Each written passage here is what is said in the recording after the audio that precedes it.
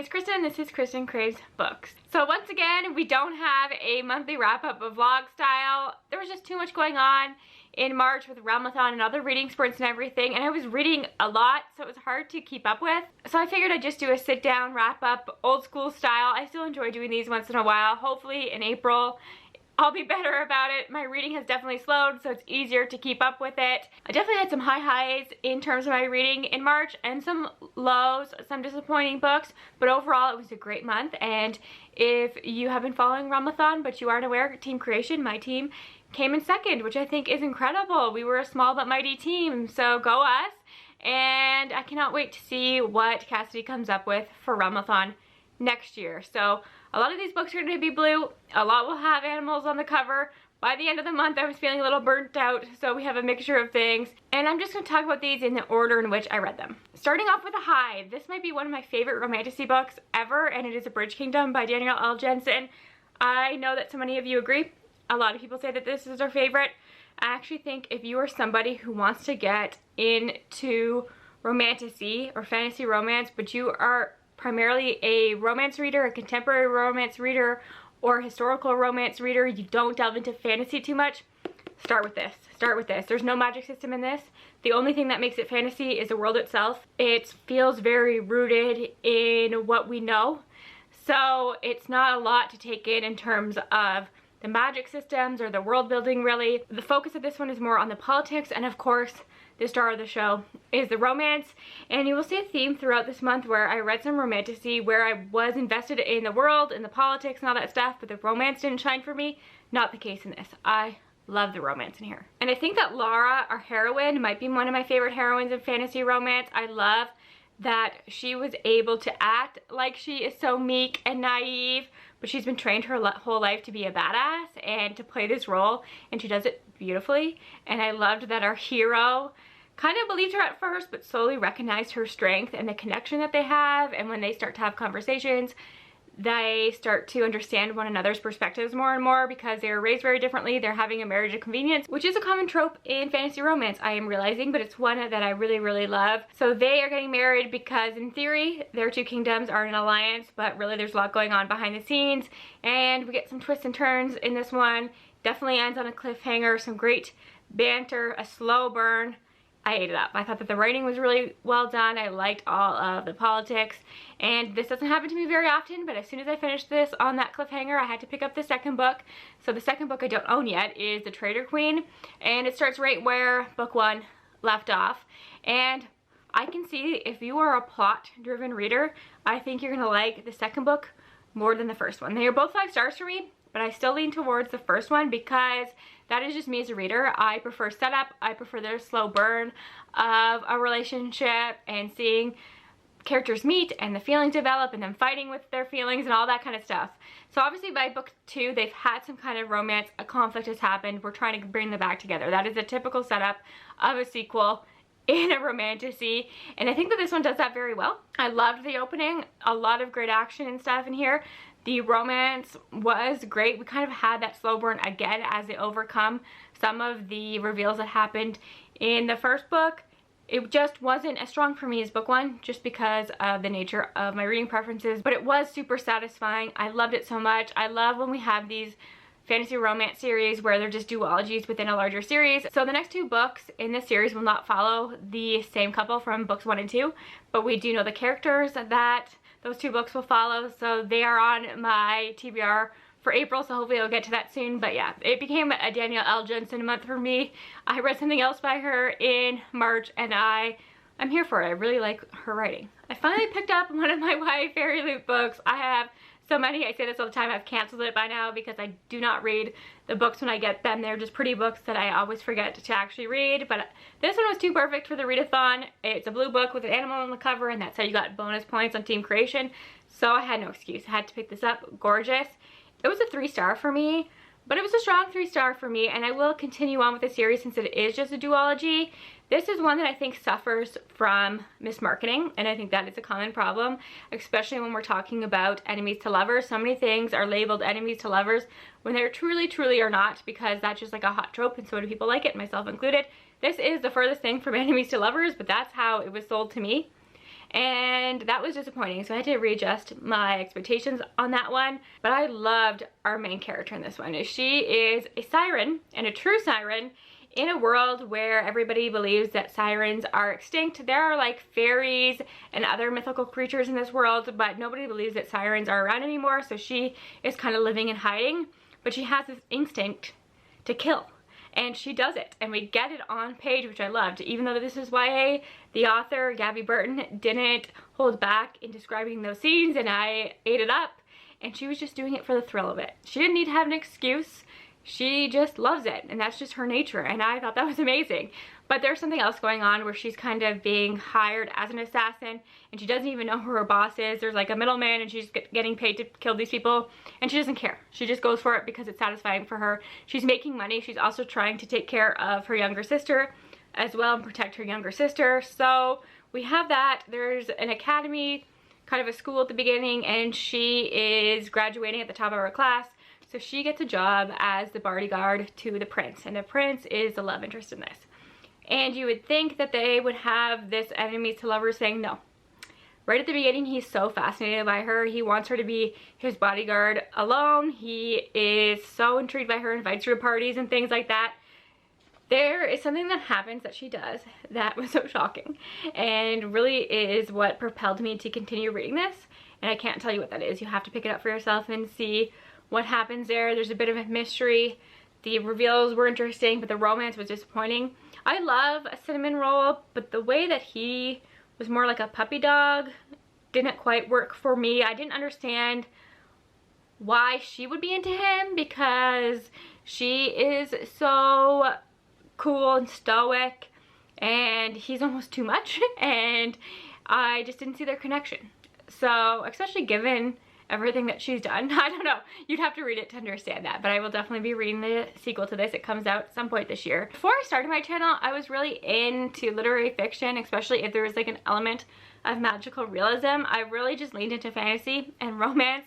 In the last couple of years, I want to get back to my roots a little bit, and I had this book. This is Remarkably Bright Creatures by Shelby Van Pelt. It's blue. There's a giant octopus on the cover, so I had to read it, and I'm so glad that I did. I really love this. It had a lot of buzz when it first came out. 5 stars everywhere, and I see why. I think I gave it a 4, but it's still really amazing. I wasn't sure how I would feel about this octopus having a perspective, but the way it was done made so much sense. You just got a chapter of his observations about humanity, and this one human in particular. It's like a paragraph, a page or two, nothing elaborate, and he's not talking to our main characters at all. It's just like you're inside of Marcel's head, and he's kind of manipulating things a little bit, observing things, has a really good understanding of humanity while he's living in captivity. I learned a lot about giant Pacific octopi from reading this book. Some of the sad things, I didn't realize it had such a short lifespan. I've always been somebody who doesn't feel great about going to aquariums or zoos unless it's like a rescue thing. Just seeing animals in captivity, it was hard for me, and you definitely get conversations about that in this book and some of the ethics of that. But our main characters, other than Marcel, we have 2 perspectives. I thought we were only going to have 1, and 1 frustrated me. So our first perspective, who I really loved, is Tova, and she is the custodian at this aquarium where Marcel is. And he's fascinated by her. She's very kind to him, and he kind of manipulates her life a little bit, and he becomes very invested in her, and he does things to help her. So I thought that that was really sweet. She is dealing with the loss of her son, and that is not a spoiler. It happened before the book started, and it's a lot about her grief. And he just went missing one day and was never found. So the aftermath of that event on her life, he was a teenager at the time, and we see her trying to work through that. Then we have a perspective of a man who I don't really want to talk too much about, because I think a lot of his perspective is where like some of the reveals come from. He was just a frustrating character to read about, if I'm going to be honest with you. But anyways, yeah, I'll just leave it at that. I think there's a reason people don't really talk about his perspective. But Tova loved, Marcel loved. Such a bittersweet book, and I will be keeping an eye out for whatever this author writes next. I think I checked on Goodreads and there's nothing yet, but I know I'm not the only one eagerly awaiting that release. After the whirlwind of emotions that I had with Remarkably Bright Creatures, I needed just a fun, sweet rom-com, so I turned to Jackie Lau, who is a author that I have discovered in the last year, whose books are just fun for me. They're not the best written books, they're not the most memorable, but I can fly through them. They're super, super Canadian, and I have a good time with them. And I follow her on Instagram, and she just released this book called The Sitcom Star, and actually she's already released a sequel to it. I have to get to that at some point as well. And I know this is not everybody's trope, but I love books, especially romances, where one of the characters is a celebrity and the other person is just a normal person. Something about that dynamic is fascinating to me. I've always been into pop culture. I'm just one of those people. I follow celebrities. It's just something that's always fascinated me, even when I was a kid. Like, I would go to those Scholastic book fairs and I'd be buying books about celebrities. I would buy books about Leonardo DiCaprio, if I'm honest with you. So that's just been a culture I've always been fascinated by. So I love that in my romance. And this one is super Canadian. The main character, our heroine, is an actress, and she's on a Canadian show that has become really popular in the United States and around the world, and we do have a few shows like that in Canada, so think Schitt's Creek or Kim's Convenience. This is called Shoes Restaurant, and she is so dedicated to her work that her agent says, you need to take a break, you're gonna have burnout. So she's making a bucket list on how to relax, and this is all set in Toronto. And then she's walking the streets of Toronto trying to relax, do something different, put herself out there. She literally runs into somebody that she used to go to middle school with and elementary school with, and he always had a crush on her, and they meet over some bubble tea, and he learns about her bucket list and having to learn how to relax, and he's the complete opposite of her. He's almost too mellow, too relaxed, but he has learned that through life, that some tragedies and some things, that is just his nature now. And they start to go on these dates, but they're not really dates, they're just ways to help her, and of course they fall in love. And it's very short, very sweet. I loved it. I just think Jackie Lau's writing is very digestible and a good palate cleanser after something that kind of breaks your heart a little bit. Then I read Powerless by Lauren Roberts. Now, struggling with this one. It's so forgettable to me as I'm sitting here a couple weeks after having listened to it. It was a 3-star. It was a fun 3-star. I'm not disappointed I read it at all. I was having so much fun as I was consuming it. It just hasn't stayed with me. I still want to read the sequel. I still want to read the novella that comes out at the end of this month. It's a good, fun time. I hate when books with competitions are compared to The Hunger Games. The Hunger Games didn't start that trend, all that stuff, but this one felt very derivative of The Hunger Games. It's hard not to make that comparison when there are some scenes that are like one for one from The Hunger Games. So that was very distracting for me. I didn't want to get into that mindset, but it was so difficult for me not to notice that I couldn't get fully immersed in it. The banter in this started out great. I love the banter between our characters, but it was too much for me. I didn't think I'd ever say that, but at some point the banter was exhausting. I was exhausted for our characters. Just get together, this banter's too much.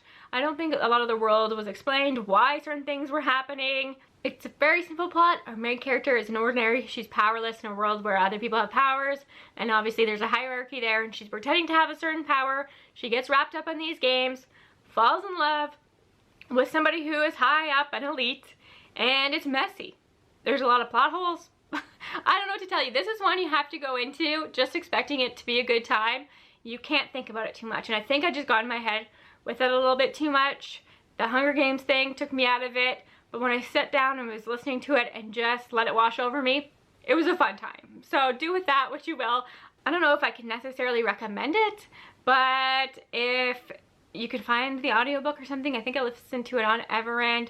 You don't know what to read next, you're feeling a little bit slumpy, you just want to have fun, might be worth checking out. Next I read This Could Be Us, which is the sequel to Before I Let Go by Kennedy Ryan. I read Before I Let Go in February. Absolutely loved it. The sequel I liked, I didn't love. It won't be on my best books of the year list. I think Before I Let Go 100% will. But Kennedy Ryan truly never misses. She can do no wrong in my eyes. She is a master at writing romances that have heavier themes, which is something that always appeals to me. I always trust her to handle that well, and this was no exception. It just comes down to the characters. Soledad, though I liked her, she wasn't my favorite, and while I loved Judah, the love interest, he was almost too perfect, and I wish he had a little bit more edge, and the conflict between them, while I understood it, grew frustrating for me. So the first half of this book I ate up. Drama galore. Lots happens in the beginning. Don't even go into this one knowing what happens, but it's about Saladad's marriage breaking down. And she has daughters that she now has to raise on her own. She was a stay-at-home mom, and now she has to come up with some source of income. So we see her go through all that. And Judah is somebody who, how do I say it without spoiling it? He was involved with the breakdown of her marriage. Not cheating or anything like that. It's something that her husband has done that Judah exposed, okay?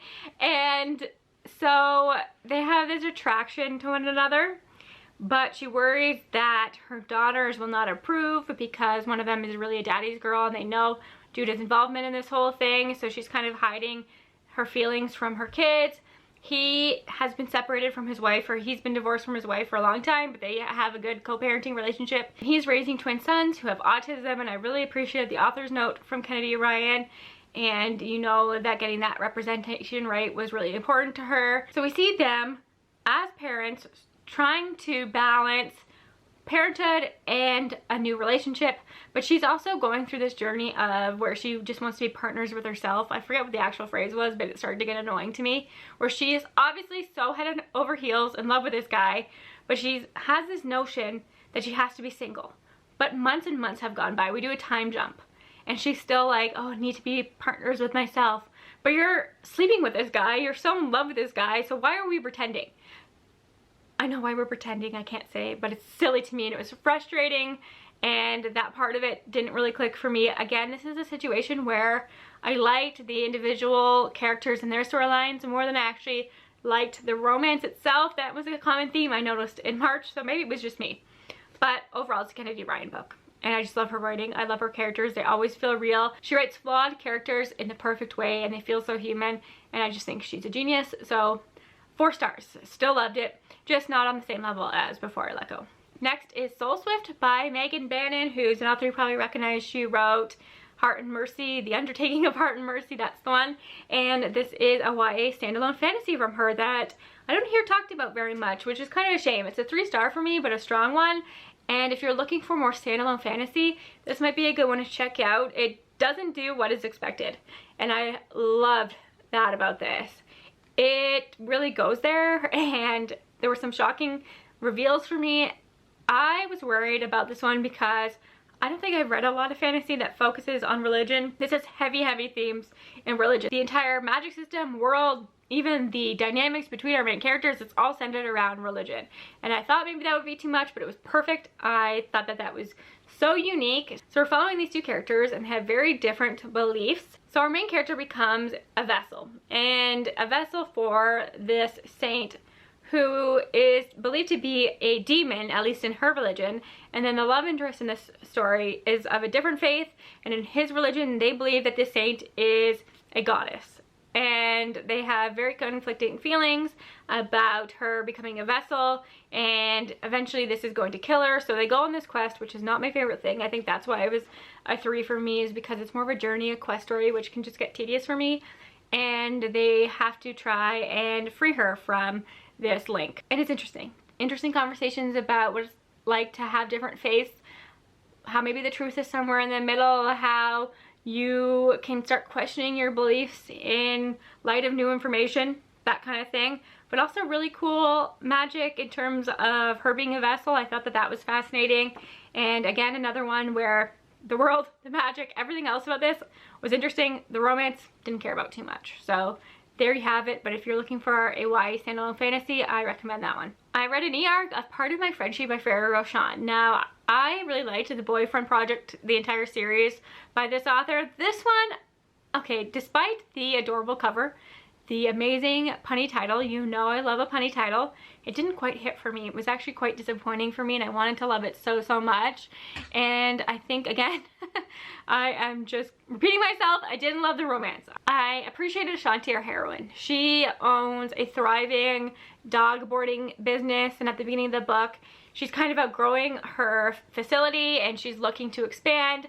She's also the caretaker, the guardian for her 2 younger sisters. So we see her dealing with that on top of the business and all this stuff. And then the love interest is somebody whose grandmother's dog is at her dog boarding business, and the grandmother has to go into a retirement living facility, so the grandson is taking over the care of this dog, Puddin, who's a poodle.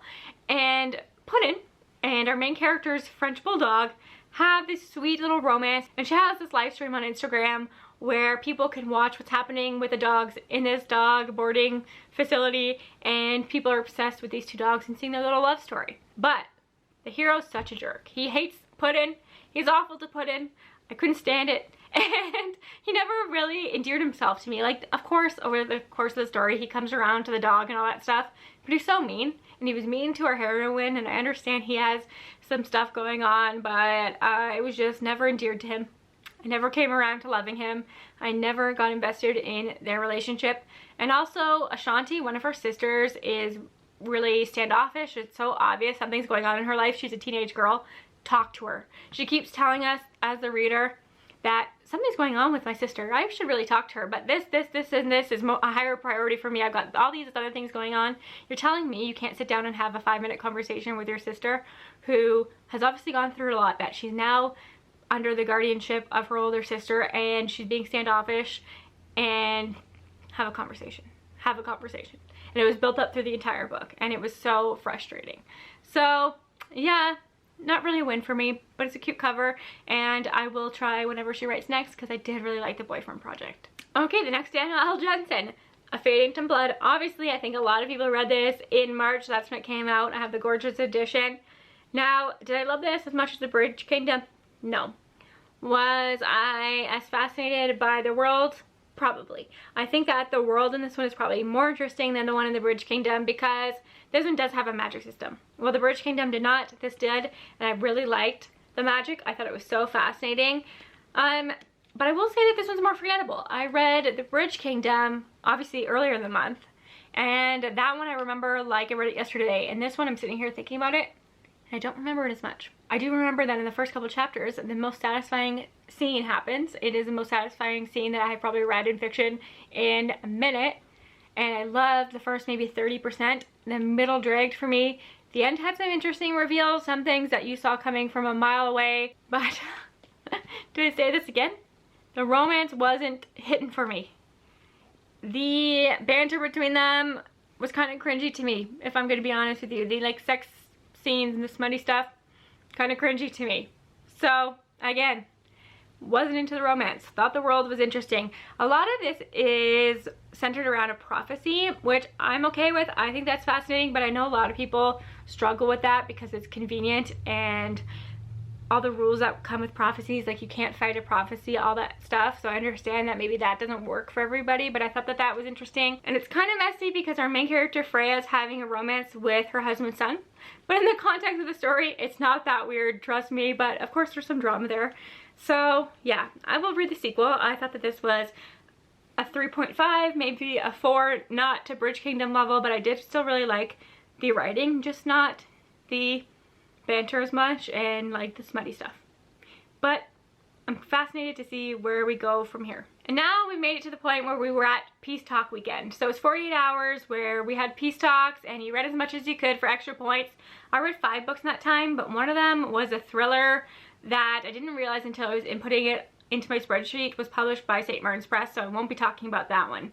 So the 4 other ones are shorter, I think all under 200 pages, and the first one is probably my favorite book that I read in all of March. And it makes me sad because it's next to impossible to get your hands on a physical copy of this, because it's one of the Subterranean Press books, and you know those are limited, super expensive, makes me sad. But it's called Princess Floralinda and the 40 Flight Tower by Tasman Muir.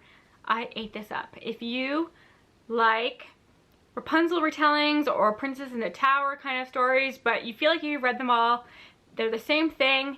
It's been done over and over again. Trust me, this circumvents everything you expect from that genre, from those kind of retellings. It is so unique. I loved it so much. Didn't see it coming. Ate this up. One sitting read, perfection. The audiobooks will never end. Obviously, our main character is Floralinda, and she has been put into the tower by a wicked witch. And she expects to be saved by a prince, but in this tower there are 40 flights and different dangers on each flight, and no prince has ever made it past the first floor. And she gets tired of this, obviously, so she decides that she is just going to descend. And we see her go through the different levels, the different floors, and what she faces on each floor, and it's so much fun. She meets another character on one of these floors. I'm not going to tell you anything more, but their dynamic is hysterical to me, and just the journey that she goes on is quite unique. And I am just fascinated by Tasman Muir. I need to read Getting the Ninth. I just do, because I think that Tasman Muir might be a genius. So brilliant. I will read this again. I want a physical copy so bad, but I think it's like $200 or something. So never gonna happen, but so glad that I listened to it. And the audiobook was really good. So if that's the only way you can experience it, it's worth it. And I'm sure there's an ebook available as well, but yeah, I love that so much. Definitely a favorite of the year so far. Next is The Deep by River Solomon, which is an audiobook I had from Libro FM for years now. I've always wanted to try that book. It's short. I don't know why I haven't, but it's blue. There's a whale on the cover. So it was perfect to read for the readathon. And I thought that this was incredible. Definitely one I think you have to read in one sitting to really take in the story, because I think it might be easy to get confused. And I do wish I had a physical copy to follow along with. It's one I think I'll reread and probably get more from the second time, but I really like the audiobook narration. I really like the story being told. We are following, they're not specifically sirens or mermaids, but they're like that. They are humans who live in the water. They are slaves who were thrown off the ships on the way to America, and they form this society underwater. And our main character is the only one who can remember her people's past. She's in charge of holding on the memories to spare everybody else the pain of that. And she has to reveal everything to everybody. There's this whole thing, and she just can't do it anymore, and she runs. And we're just following her journey, the different creatures that she meets, unpacking a lot of this stuff, and I just thought it was beautiful. I need to read more from River Solomon, an author I've been wanting to read from for years and years and years, and I'm glad I finally did, because this is fantastic. Really, really good. It's definitely one I need to reread, get a physical copy of, probably annotate, and really think about, but it was genius. It was brilliant. Then another short book, I think this was like 87 pages or something, is called And What Can We Offer You Tonight by Premi Muhammad, another author who I will be exploring their backlist, because for such a short book, this had an impact on me. We are following a character who is in like this dystopian world in the future, and she is a courtesan, and one of her friends is murdered, and the police don't want to look into this. They don't think that her life has value.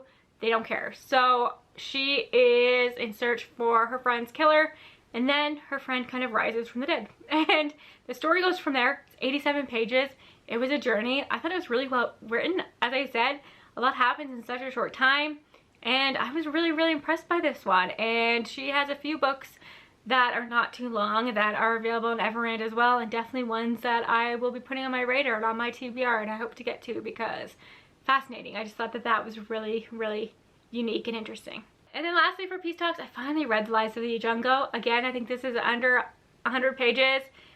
Loved it. I need to get to the sequel. This was so stinking good. I am just in awe of what this author did in 87 pages. I think this one's 87 pages, and Premi Muhammad's book is like 80.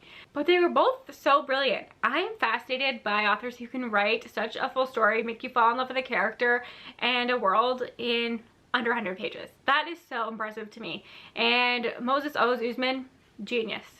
Genius. I thought that our main character was fully developed. He lives in a world, it's called the City of Lies, where it's a desert and nobody in his community is able to access water easily, and it's all rationed between people, and his mother is dying of dehydration, and he makes a deal to go out in the world, try and find a water source, and the government will keep his mother alive during that time. He has a year to come back with water, or they're going to stop taking care of his mother. So he's got a time frame he's under, and we just follow him on his journey and the people that he meets along the way and the truths that he learns as well. And incredible. Fantastic.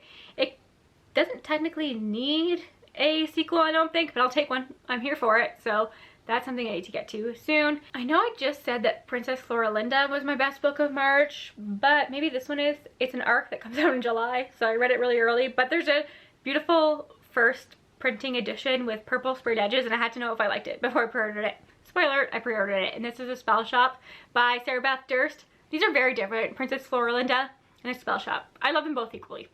But this one is cozy fantasy at its finest. I ate it up. It was like it was written for me. And Sarah Beth Durst wrote one of my favorite books of 2023. That was The Queen of Blood, and that entire series. I love that series so much. I have no doubt in my mind that The Spell Shop will be on my best books of 2024. So go Sarah Beth Durst. Quickly becoming a favorite author for me. And I just thought that this was so sweet. I can see some people maybe not liking it. It might be too slice of life, too slow. So it might feel small because it's just the story of this one character. But there's some real big world consequences happening. So our main character, it opens up with her working at a library at the Capitol, and there is a rebellion happening and the library is under attack, and she grabs as many tomes and as many books as she can and she flees onto a boat, and she doesn't know where she's gonna go, so she was going back to her childhood home. It's because it's the only place that she remembers, and it's this little island in the middle of nowhere that nobody really knows about, and her only companion is Kaz, who is a sentient spider plant. I love that so much. So through magic, this spider plant has become sentient and has a personality and is absolutely hilarious. I love him so much. So she goes back home. She doesn't think anybody's gonna remember her, but her old family cottage is there, and her next door neighbor remembers her and kind of takes care of her, and a lot of the village remembers her. But the island is not the same as when she left it. She remembers it being very idyllic and thriving, and now the people there are struggling, and that all comes down to some things that were happening at the capital city and why the rebellion happened in the first place. And she is looking for a way to help these people, and she starts up a business in her family cottage, and she's finding ways to create these little spells because the books that she took from the library have spells in them, and it's just her journey to making connections, finding love, really thriving, and it's so sweet. I loved it so much. There are so many interesting characters and creatures in this one. On the cover there is a cat with wings, and those are definitely creatures in this book. Oh, I just ate it up. I thought it was so charming. What cozy fantasy should be in my mind. And I'll definitely reread it when it comes out. Okay, this next one, I have two more. This next one is so silly, but if you were on Team Creation, you were part of the Discord conversation, somehow we got into a conversation about words that would work for the prompt of words that have to do with your team. So creation-like words, and somehow through a list we discovered that Gizmo would work. And then through a series of events, this book called Wedgie and Gizmo was found, and so many of us read it. It is like a chapter book, and it is like middle grade, not below middle grade, I don't know what you would call that. Something similar to like Diary of a Wimpy Kid. But if I didn't give that 5 stars, I don't know what to tell you. It was so cute. I loved it so much. So you're following these two animals, Wedgie and Gizmo. One is a dog, and it's a corgi, and the other is a guinea pig. But also there's some conversations about blended families. So the guinea pig's owner is this little boy, and his dad just married the corgi's mom. Okay, so that's like the blended families happening there. The kids are trying to adjust to being siblings now and all that conversation. So it's really through the eyes of these animals. And the corgi thinks he's like a superhero, and the guinea pig thinks he's a supervillain. And this leads to some hilarious moments, and it's just so sweet. I don't know what else to say. If you have kids who love reading or trying to get into reading, and they've read out like the Diary of the Wimpy Kid and all those things, check out this book. It is a series. It is just the most adorable thing I've ever read. It honestly is so cute. I couldn't not give it 5 stars. It was just my favorite thing. I just loved it so much. And then we're ending the month on a bit of a low note, or a confusing note. This is a book I haven't rated yet. I always rate my books when I finish them. This one I have no idea. I've been sitting on it. I buddy read it. We discussed it. The people that I buddy read it with are still confused by it, I feel like. And I just didn't know how to feel. And it's a really popular book. And it's called The Will of the Many by James Islington. There were moments where I was absolutely loving this. I posted on Instagram when I was reading the first 20% how into it I was. I loved it. I thought the setup of this was really intriguing.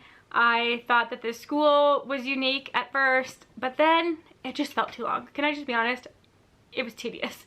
It's out of my comfort zone, for sure, but I feel like a lot of page time was given to things that just didn't matter, at least not to me. I never got invested in our main character. I think that if you're more of a plot-driven reader, this will work better for you. The last 10% brought me back into it. And I hate that because I was like, okay, I'm not going to continue on this series. I'm done with it. It's too long. It's too tedious. It's not for me. Then something interesting happens in the last 10%, and now I'm curious. So I hate when that happens. But it takes this book into a entirely different direction, and it'll be interesting to see how book 2 is done. I think it's going to be written in a different way. If you know, you know. So that'll be intriguing, but was our main character a bit of a Gary Sue? You know how they say Mary Sue for female main characters? I felt like our main character was just good at everything. I never felt invested because you always knew he was going to be okay because he's the top of the class. He's the best of the best. And I just didn't care. I just didn't care. I'm going to be honest with you. So I liked some of the relationships that he made. There were some bittersweet moments. But honestly, when I think about this book, the word that comes to mind is a slog. I don't think it's taken me that long to read a book in such a long time. And it was one of those books where while I was reading it, I was kind of into it, especially at the beginning. But when I was away from it, I was kind of dreading picking it up. So I think that says a lot. There's probably a lot to unpack in that one. If you have read it, I'd love to discuss it more in the comments, but this video is already so long. I'm losing my voice as it is. So we'll just wrap this up. I had such a great time with Realmathon. Found some amazing books. I'm hoping in April that I'm more invested in some of the romances that happen in my fantasy romance, because I'm often into the world and the magic, but the romance itself hasn't been working for me. I don't know why. Maybe that was just my mood. We will see. So let me know how your March went. I'll talk to you all soon. Bye for now. Thanks again for your support.